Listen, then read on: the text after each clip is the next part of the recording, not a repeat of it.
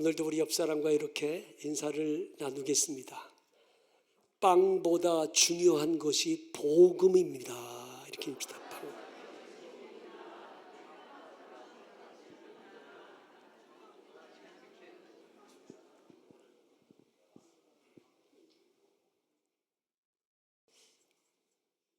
교회가 구제 사역을 하는 것도 참 귀한 일입니다만, 교회의 본질은 복음을 전하고 생명을 구원하는 것입니다.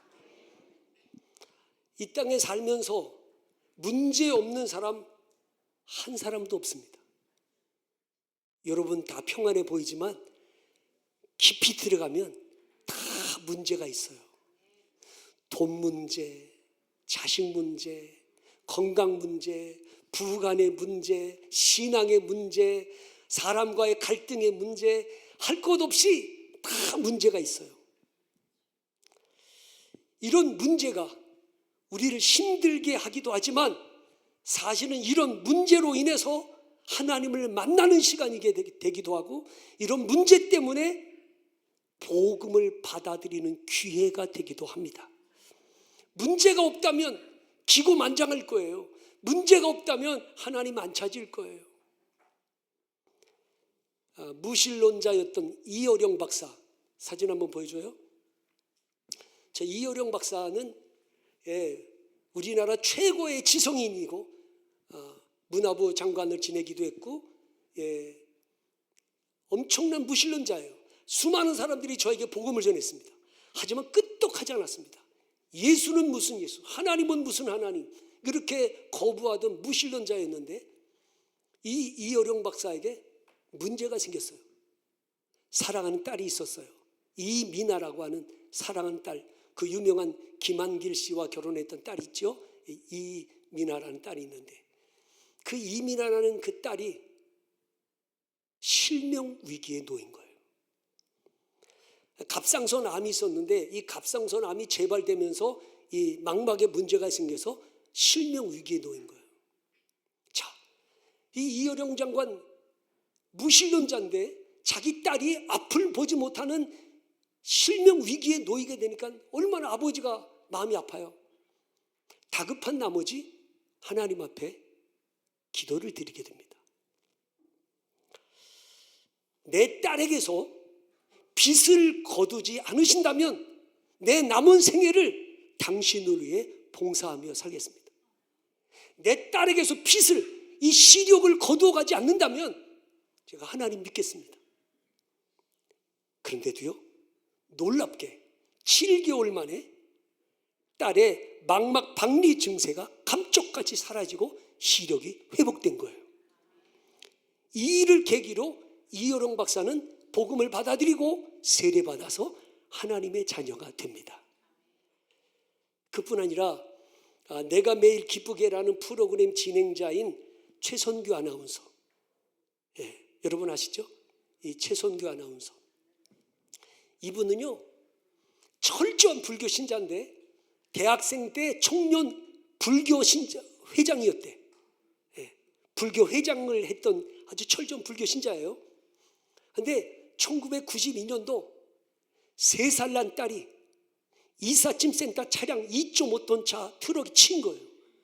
한 번 친 게 아니고 차가 앞으로 갔다가 뒤로 가면서 얘를 갖다가, 이 3살짜리 어린애가 2.5톤 트럭에 깔렸으니, 그러니까 이제 방송을 진행하고 딱 나왔더니 후배 하나가 쪽지를 주더래요. 그 쪽지에 이렇게 써 있는 거예요.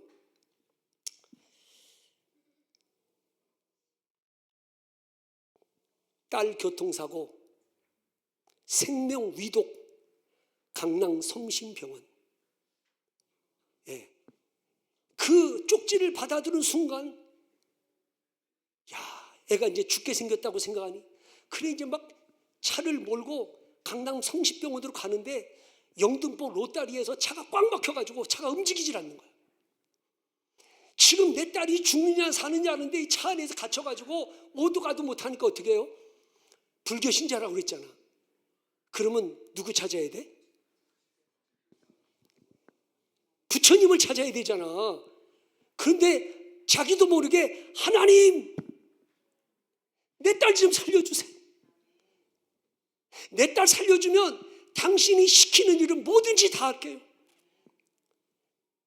아니면 내 생명을 걷어가도 좋으니까 내 딸 살려주세요. 그리고 막 차 안에서 막 울면서 기도했대요.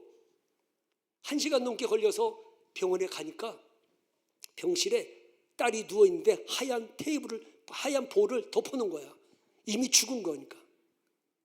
딸이 죽었다고 테이블 위에 놓여있는데 그 하얀 천을 걷고 딸을 안고 병원 복도를 미친 사람처럼 얘를 안고 그냥 1시간 동안은 계속 너 여기 왜 있는 거야? 아빠랑 집에 가야지.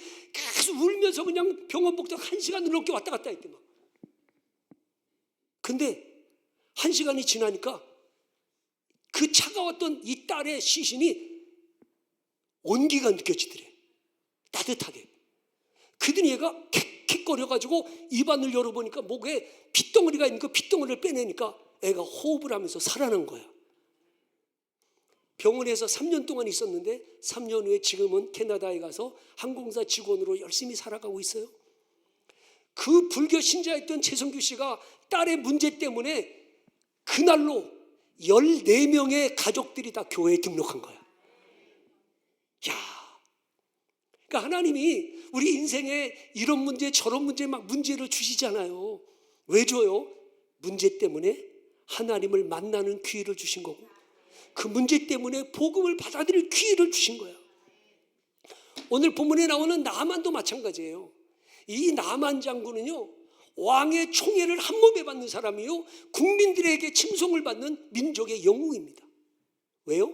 나라를 위기에서 구했거든요. 자, 1절을 같이 보자고요. 다 같이 한번 읽어볼까요? 시작.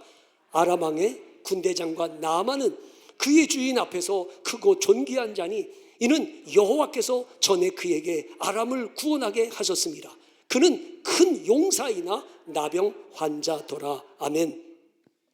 그는 존귀한 자예요. 크고 존귀한 자요. 그는 큰 용사임이라. 그런 나만에게 문제가 생겼어요. 그는 나병 환자더라. 문둥병에 걸린 거잖아요. 여러분, 그 당시 문둥병은요 천형이에요. 하늘의 병, 저주를 받은 거잖아요. 고칠 길이 없어요. 이 절박한 상황에 있는 나만에게 복음이 전해져요. 자, 2절 3절 같이 보시자고요. 다 같이 시작. 전에 아람 사람이 떼를 지어 나가서 이스라엘 땅에서 어린 소녀 하나를 사로잡음에 그가 나만의 아내에게 수정 들더니 그의 여주인에게 이르되 우리 주인이 사마리아 계신 선지자 앞에 계셨으면 좋겠나이다. 그가 그 나병을 고치리이다 하는지라. 아멘. 이게 복음이잖아. 이거보다 더 복된 소식이 어디 있어요? 우리 주인이 사마리아에 계신 선지자, 하나님의 선지자에게 가면 그 나병을 고치리이다. 확신 있게 얘기하잖아요. 그가 그 나병을 고치리이다. 만약에 이 어린 소녀가 만약에 못 고치면 어떻게 돼요? 거짓말한 거 아니에요? 말이 된 책임을 져야 되는 거 아닙니까? 근데도 이 어린 소녀는 전혀 의심 없이 두려움 없이 확신을 갖고 그 나병을 고치리이다 라고 말합니다. 사람이 정말 절박한 상황에 처하게 되면 지푸라기라도 잡는다고. 비록 어린 이스라엘에서 끌려온 어린 소녀의 이야기지만 그 이야기를 듣고 나만이 왕에게 가가지고 제가 이스라엘 나라를 방문할 수 있도록 도와주십시오 라고 요청을 하게 되죠. 자, 오늘 말씀 같이 보죠. 4절 5절 다 같이 시작. 나만이 들어가서 그의 주인께 아뢰어 이르되 이스라엘 땅에서 온 소녀의 말이 이러하더이다 하니 아람 왕이 이르되 갈지어다. 이제 내가 이스라엘 왕에게 그를 보내리라 하더라. 나만이 곧 떠날새 은 10달란트와 금 6,000개와 의복 10벌을 가지고 가서. 아멘. 결론부터 말씀드리면 나아만은 엘리사 선지자를 찾아가게 되고 선지자의 말을 듣고 요단강 가서 7번 목욕을 하고 나병이 깨끗이 고침받습니다. 나병 고침받은 다음에 그는 하나님을 섬기는 믿음의 사람이 됩니다. 여러분 그 열왕기야 5장 17절에 이런 말씀이 있어요. 나아만이 이르되 그러면 청하건대 노새 2마리의 실을 흙을 당신의 종에게 주소서. 이제부터는 종이 번제물과 다른 희생 제사를 여호와 외 다른 신에게는 드리지 아니하고 다만 여호와께 드리겠나이다. 그래서 이 나아만은 나병을 고침받고 나서 그가 하나님만 섬기는 믿음의 사람이 됩니다. 중요한 건 이거예요. 나아만이 이스라엘 땅에 갈 때 빈손으로 갔어요. 뭘 가지고 갔다고? 예. 은. 자, 오늘 말씀 보니까 나아만이 갈 때 은 10달란트, 금 6,000개, 의복 10벌을 가지고 갔다. 이거 왜 가지고 갔어요? 내 이 나병이 나오면 이 예물을 드리려고. 그러니까 나아만은 이스라엘 땅에 가면서 혹시 설마 나으려나 라는 생각이 아니라 반드시 내 병이 나오면 내가 이것을 예물로 드려야지. 그리고 소망을 갖고 이스라엘 땅으로 간 거잖아요. 믿음을 갖고 간 거죠. 여러분 우리 주변에 말이죠, 나아만 같은 사람이 너무 많아요. 겉으로는 번지르하고 겉으로는 잘 사는 것 같은데 그 속에 들어가 보면 말 못할 고민거리, 걱정거리, 문제거리 너무 많아. 이런 나아만 같은 우리 주변의 사람들에게 이 어린 소녀와 같이 우리들이 복음을 전해야 되는 거예요. 예? 주님께 나오면 주님이 회복시켜 주실 겁니다. 주님 믿으면 세상이 줄 수 없는 평안을 얻게 될 겁니다. 주님 믿으면 산다는 것이 황홀해질 것입니다. 예수님 믿으면 구원을 얻고 영생을 얻습니다. 예수님 믿으면 인생 역전될 겁니다. 이렇게 복음을 전해주는 사람이 돼야 돼요. 혹시 여러분 가족 중에, 여러분 친구 중에, 여러분 이웃 중에, 동료 중에 정말 지금도 이런저런 문제 때문에 밤잠을 못 자고 고민하고 괴로워하는 주변에 나아만 같은 사람이 있다면 우리는 믿음을 가진 이 어린 소녀와 같이 그들에게 복음을 전해줘야죠. 복음을 전해야지. 예? 우리나라 대기업 총수예요. 근데 밤에 잠을 못 자니까 병원에 가가지고 프로포폴 주사를 맞아요. 이게 향정신성, 이게 마약 성분이 있기 때문에 이 프로포폴은 함부로 맞으면 안 되거든요. 근데도 이 대기업 총수예요. 근데 잠을 못 자는 거야. 그러니까 어떻게 병원 가서 프로포폴 주사 맞고 그에 잠을 자는 거야. 돈이 그렇게 많은데. 우리 주변에 그런 사람 많아요. 여러분 주변에 이런 사람들이 있으면 반드시 복음을 전해주세요. 주님 앞에 나오세요. 하나님 앞에 나오세요. 하나님이 당신을 회복시켜주고 치료해주고 당신을 구원해 줄 겁니다. 이게 우리가 전해야 될 복음 아닙니까? 예? 바울이 복음을 전하다가 유대인들에게 고발을 당해가지고 신문을 받게 됐잖아요. 베스도 총독과 아그리빠 왕 앞에서 신문을 받는 거예요. 그때 신문을 받을 때 바울이 이런 간증을 하죠. 내가 유대교 신자였는데 기독교 신자로 개종하게 된 이유가 있습니다. 내가 저 다메섹으로 가가지고 기독교인들 잡아다가 감옥에 가두려고 다메섹으로 가는데 길가에서 햇빛보다 더 밝은 빛이 비치면서 내게 음성이 들렸다. 사울아 사울아 어찌하여 내가 나를 박해하느냐 라는 예수님의 음성을 듣게 됩니다. 나는 예수 그리스도가 예수님이 십자가에 달려 죽은 줄만 알았다. 근데 죽었던 예수가 다시 살아나고 부활하여 가지고 내 앞에 나타나는 걸 보면서 나는 그때 기독교인으로 개종하기로 결심했다. 그래서 내가 복음을 전하는 사람이 된 거다. 그러니까 베스도 총독이 뭐라고 그래요? 바울아 내 많은 학문이 너를 미치게 하였도다 라고 말하잖아요. 그 바울이 제가 미친 것이 아니라 온전한 말을 하고 있습니다.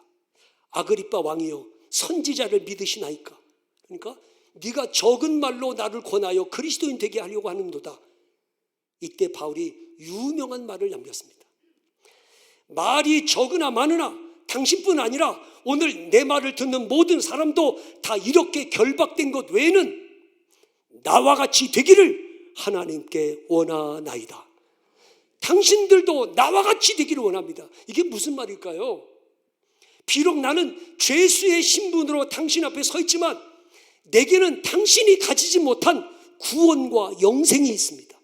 평안과 기쁨이 있습니다. 부활의 소망이 있습니다. 당신도 예수님 믿고 나와 같은 이 은혜와 복을 받아 누릴 수 있기를 원합니다.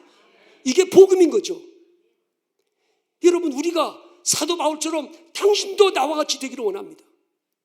내가 뭐 돈이 많은 것도 아니고 내가 뭐 엄청나게 출세한 것도 아니지만 내게는 구원과 영생이 있습니다. 하나님이 주시는 평안과 기쁨이 있습니다. 내게는 부활의 소망이 있습니다. 당신도 예수 믿고 나와 같은 이 은혜를 누릴 수 있기를 바랍니다. 이게 복음 아닙니까? 복음. 그런데 이 복음을 확신 있게 전하려면 아마도 이 어린 소녀가 사마리아에 있는 선지자에게 가면 이 나병을 고치리이다 라고 말한 것은 이 어린 소녀가 엘리사 선지자가 병든 사람을 고치는 걸 눈으로 목도했던 것 같아요. 하나님이 선지자를 통해서 병자들을 고치고 기적을 행하는 걸 보았기 때문에 이런 확신이 있었던 거 아닐까요? 적어도 우리에게 믿음의 비밀을 가진 자가 되어야 돼. 남들은 모르지만 나만이 아는 하나님의 기적 같은 역사를 경험한 믿음의 경험이 있어야 확신이 있는 거 아닙니까? 저는 예수 믿고 고등학교 다닐 때 꼴등 인생에서 1등 인생으로 바꿔주신 하나님, 건축자의 버린 돌같이 비천한 나를 하나님이 들어서 진모퉁이의 머릿돌같이 요긴하게 써주시는 하나님을 경험해 보면서 제가 확신을 가지고 복음을 전할 수 있게 된 거죠. 믿음의 비밀을 가져야지. 요한복음 2장 1절로 11절에 보면 예수님이 가나의 혼인잔치에서 물이 포도주 되게 하는 기적을 행하시잖아요. 그런데 이 기적을 누구만 알아요? 하인들만 알아요. 그래서 성경에 이렇게 말합니다. 요한복음 2장 9절에 연회장은 물로 된 포도주를 맛보고도 어디서 났는지 알지 못하되 물 떠온 하인들은 알더라. 이 하인들은요, 돌 항아리에 있는 물을 떠가지고 연회장에게 갖다 주러 가다가 이 물이 붉은 포도주로 바뀌는 기적을 경험했잖아요.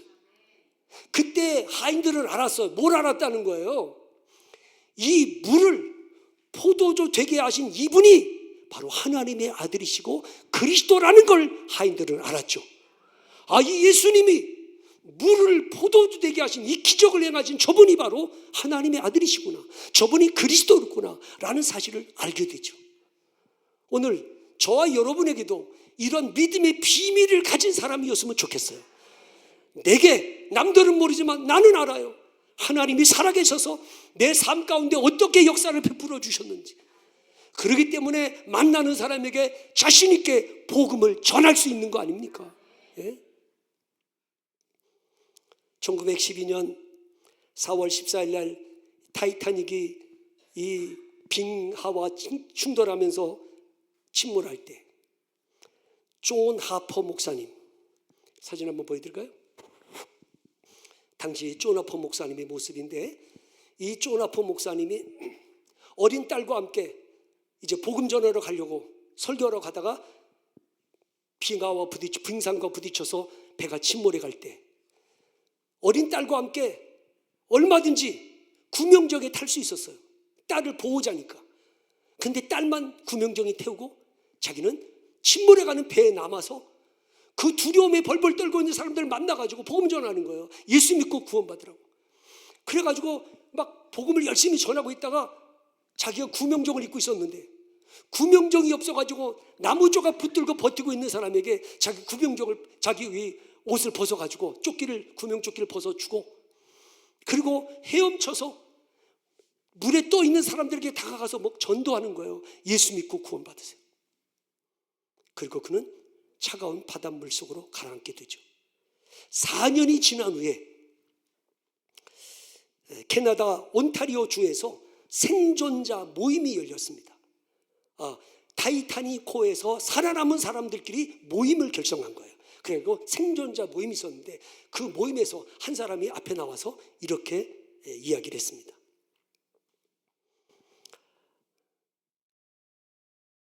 대서양의 얼음바다 한가운데서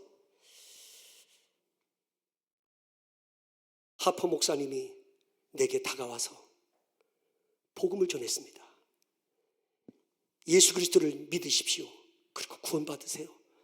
전 첫 번째로 거절했습니다. 내가 지금 죽느냐 사느냐 하는데 예수 그리스도를 왜 믿어야 되냐 거절했는데, 두 번째 또 헤엄쳐 가가지고 예수 믿고 구원받으세요. 그런데 그 시퍼런 바다를 바라보는 순간 두려움 때문에 예수를 영접했습니다. 저는 존 하퍼 목사님의 마지막 피전도자입니다 라고 간증을 합니다. 그 죽어가는 바다에 빠져서 헤엄쳐서 그 떠있는 사람들에게 복음을 전하다가 그는 물에 가라앉게 되고 말죠. 마지막까지 그는 복음을 전하는 사람이 됩니다. 저는 이런 생각했습니다. 타이타닉이 침몰하는 그 절박한 상황뿐만 아니라 지금 이 시대도 죄악으로 침몰해가는 모든 인생들에게 가장 필요한 것은 복음이라고 생각합니다. 왜냐하면 복음만이 생명을 살리는 능력이기 때문입니다. 로마서 1장 16절 말씀입니다. 내가 복음을 부끄러워하지 아니하노니 이 복음은 모든 믿는 자에게 구원을 주시는 하나님의 능력이 됨이라. 여러분, 한 주간 동안 살면서 누구를 만나든지 만나는 사람에게 복음을 전해주는, 생명을 살리는 행복한 전도자로 한 주간을 보내실 수 있기를 주님의 이름으로 축원합니다. 기도하겠습니다.